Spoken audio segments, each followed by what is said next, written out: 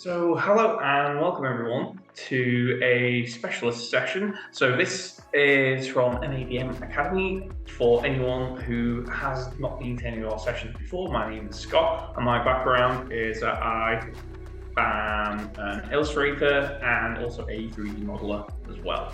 Today's session of MADM Academy is all about getting your branding right. It's often a very underappreciated aspect. Don't necessarily realize the little things that they need to be doing in order to show that they are a professional. You might be busy worrying about the portfolio, the product that you are offering, but you also need to think about how you are actually presenting that to a wider audience.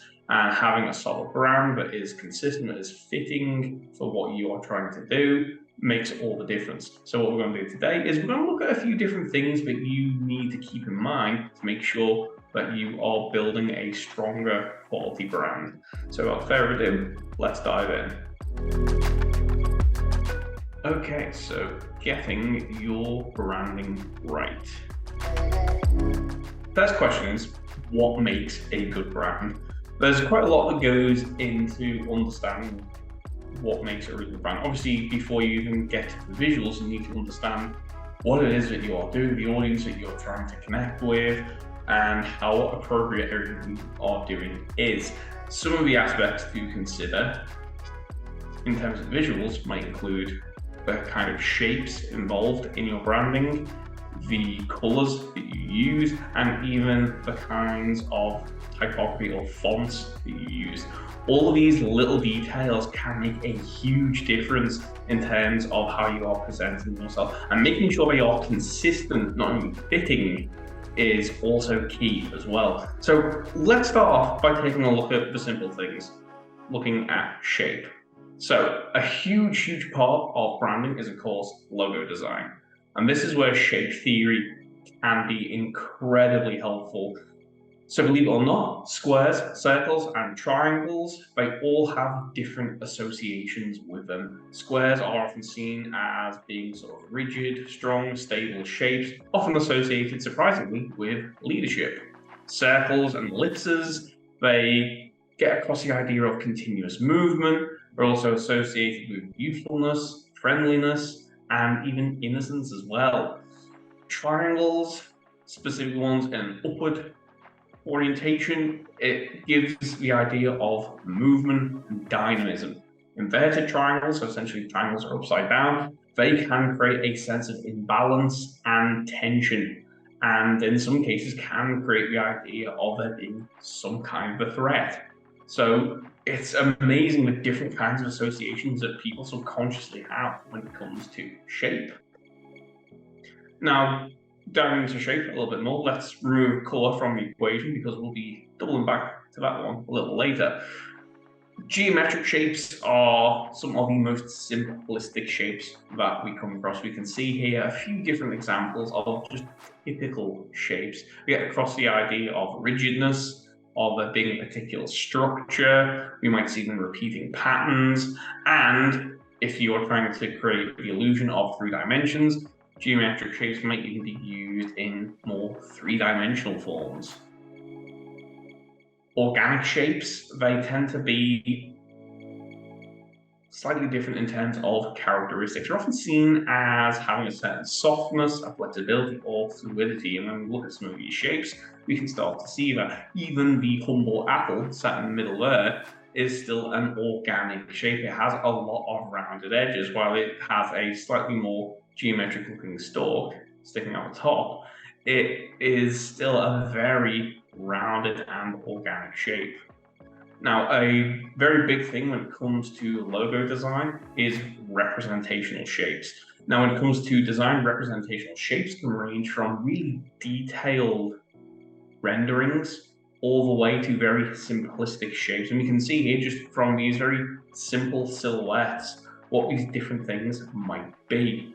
So you can be very accurate with your representational shapes, or more likely, when it comes to logo design, it'll be more simplistic.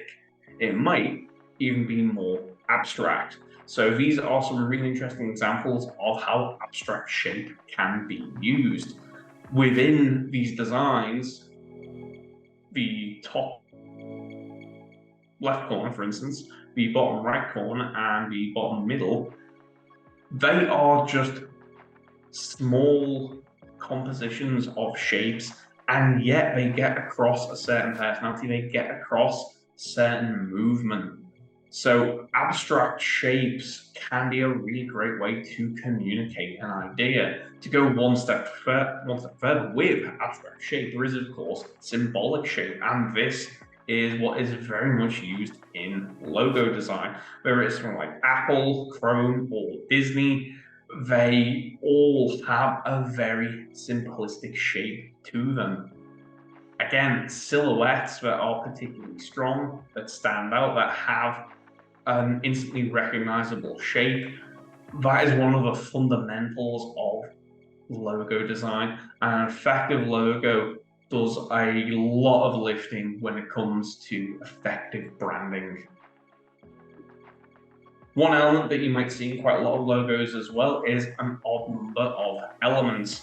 This is very common, as we can see in some examples here. So for Batman logo, you've got the singular bat shape, which is a representational shape that is in the center. The Pepsi logo, we have 3 different bands of color. The Disney logo, it's literally 3 ellipses. That's all it takes for someone to instantly recognize what company that is. NBC or Peacock or Universal, however you wish to label them, they have, as you can see, an odd number of elements. They have an odd number of letters. They have an odd number of segments in the actual graphic part of the logo. Adidas, 3 stripes. Having an odd number of elements can create a focus. So if you want your audience to pay attention to a particular element, having an odd number can be a good way to do that, because people try and focus on the singular most important part. So the rule of odds can be very, very helpful when constructing a logo or piece of branding. Of course, beyond shape, there is color. As I said, we'll be coming back to it. Color plays such a huge, huge part in effective branding. Certain colors have meanings associated with them. So it's not just shape, it is color. Some people might have heard of color theory before. Color theory is understanding how we kind of interact with color, how color makes us feel, and how we respond to different colors. So we can see red is a very passionate, dangerous sort of color, can be exciting, can also be aggressive, might get across the idea of power, energy, and love. We move to yellow, it's positive, it's optimistic.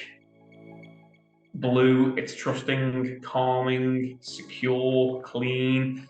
Orange, it's useful, energetic, happy. Green, it's fresh, it's all about renewal, nature, health, and eco-friendly, even in some cases associated with finance. Purple, very luxurious color. Historically, it was very expensive and still has those connotations to this day. When we move to more neutral tones, so like black, for instance, it's often associated with elegance, sophistication, power. Grays and silvers are associated with maturity, formalness, and neutralness. And brown, again, it's quite natural, it's quite safe, and it is dependable. So with all our color theory in mind, how does that apply to specific brands? Well, when we take a look at this, you can instantly see the brands that have taken on board the philosophy of color theory. We look at the top, we have brands that use a lot of yellow. So we have Nikon, we have IMDb, we have Best Buy, we have McDonald's. It's supposed to be optimistic, clear, warm. Granted, some people's experience of McDonald's might not be warm, it might be quite cold, but that's beside the point. Orange, friendly color, it's cheerful, promotes confidence. So Nickelodeon, again, a kids channel, it's trying to connect with its audience. Fanta, again, the drink itself is orange. It makes sense to have orange in the actual branding. When we move to red, we can see a huge range of different brands across different sectors. So we've got anything from Nintendo and Kellogg's to Coca-Cola, Lego, Canon, Target, so many big brands. Purple colors associated with creativity and imagination. Again, we see fantastic examples here from Barbie, which is quite topical right now. There's lots of pinks and purples used in that branding. We've also got Cadbury's as well, so obviously a deeper purple. We've got blues associated with Dell, HP, with Facebook. We've got green that is associated with things like Animal Planet, which obviously makes a lot of sense. It's all about nature. One that people might actually find a little bit odd is BP with green. So that's an interesting use of colour to try and promote a particular idea that might not automatically be associated with them. Again, greys, they get across the idea of balance, of calmness. Same with black and white as well, those very kind of neutral, muted ones. In the top corner, we see companies that are all about diversity. So NBC, Google, Microsoft, eBay, they are trying to get across the idea that they are very broad and inclusive. What's interesting though is that they haven't gone beyond, or at least most of them haven't gone beyond 4 colours. NBC is probably the exception to the rule with that one, but most of them will limit it to 4 core colours. Look at Google, Microsoft, and eBay. Red, green, blue, yellow. They all use that in a particular combination. And that's where an understanding of how colours work together is really important. So the colour wheel might be something that is familiar to a few people watching this. Colour wheel helps you understand how certain colours interact. It can help you pair things in a particular way. So for instance, if you're going with complementary colours or contrasting colours, you would look at it from different polar opposites of the colour wheel. But it's not just complementary colours that work with colour pairing. There are actually a surprising number of different ways that you can put together an effective colour palette. So for instance, as I mentioned, complementary colours are colour opposites. Opposite of red is green. As you work your way through the wheel, you will find the perfect colour opposite. Another approach could go split complementary colours. So maybe you go with a deep orange. The opposite to that might be quite a bold green and quite a bold blue. If that colour combination sounds familiar, we'll be taking a look at that combo just again in a moment. Another one is triadic colours. So maybe you are going to pick 3 colours that are equally distant from each other on the colour wheel. Or maybe you'll go with what's known as analogous colours. So colours that come after one another on the colour wheel. So here we have almost a turquoisey aqua blue. We have a deep green and a lime green. Again, that colour combination can pair together very nicely. Now, as I said, the colour combo of orange, blue, and green is very much what Fanta uses. Orange, of course, being the core colour, because that is associated with the actual beverage itself. Blue is a fantastic contrast. Against that, it stands out quite well because it is the colour opposite. And you also have green to get across the idea of naturalness as well. On top of that, you've got white as a 4th additional colour for detailing.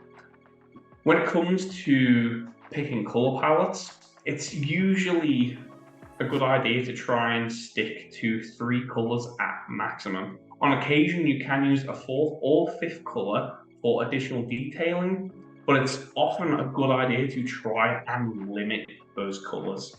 So if we take a look at these logos here, some examples of different sectors that use particular colours.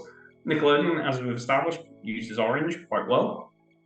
McDonald's is known for yellow. Other colours that have been associated with McDonald's are red as well. Red and yellow traditionally were colours associated with hunger, so that's why you'll often see those colours appearing in the food sector. In recent years, though, McDonald's has shifted its approach and has gone for more neutral greens. Green, as we've established, it's very much linked with nature, with health, and those are potentially things that people wouldn't necessarily associate with that brand, as we established with BP as well.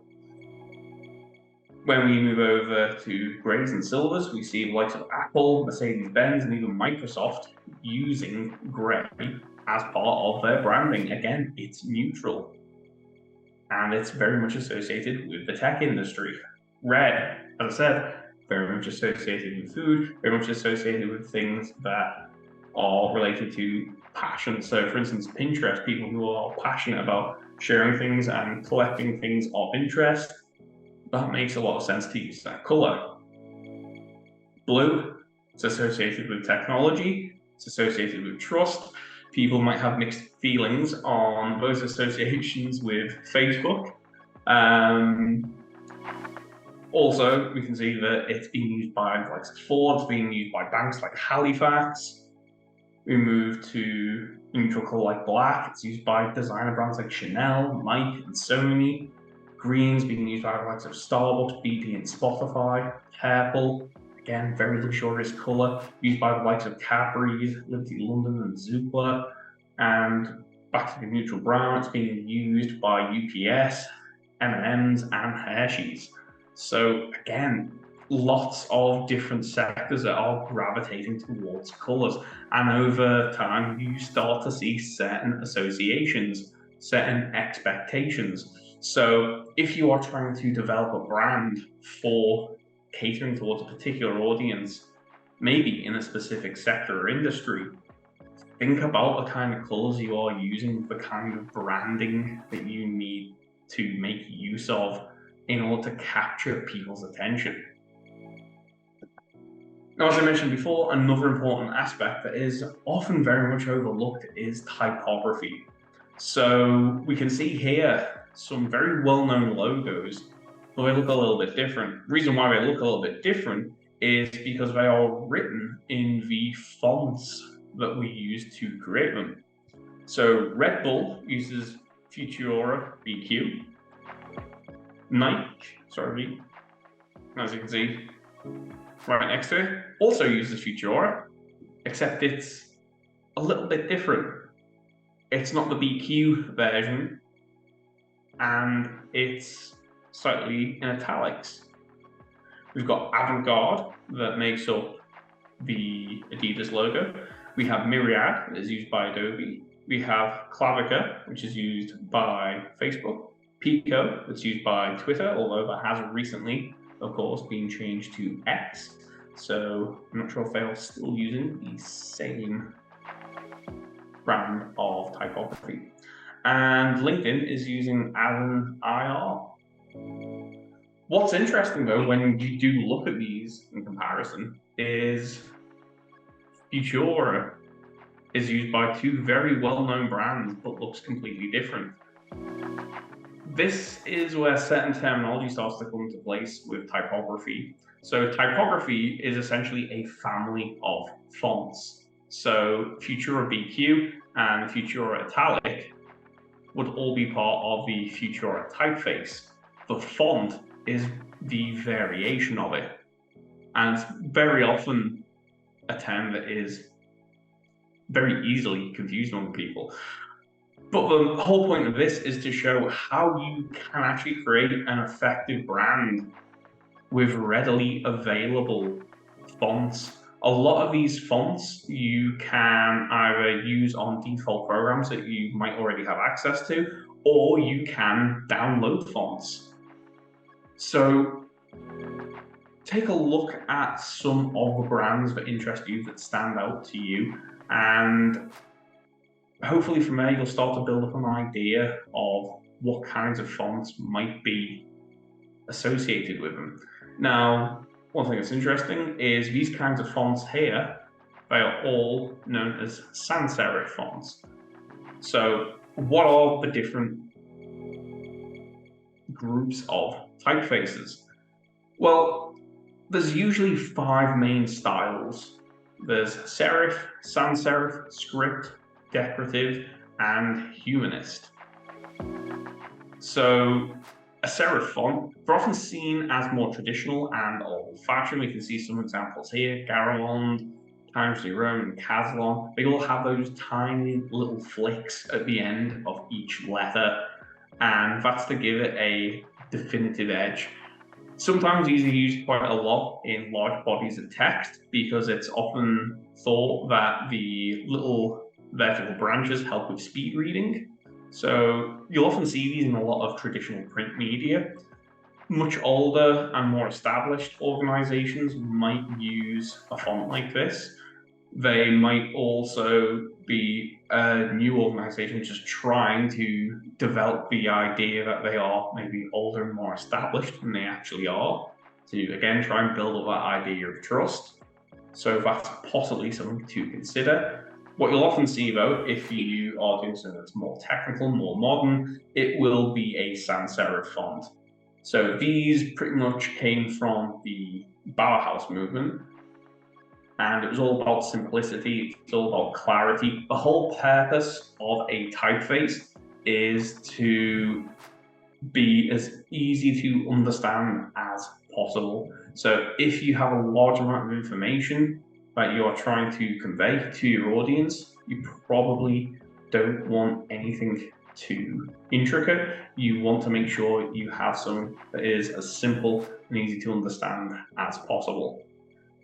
There are script fonts as well. So these are often seen as more handmade. They're often seen as something that's a little more authentic.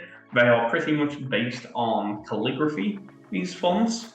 So if you are trying to create a more personalized connection to your audience, this might be a good approach to go for.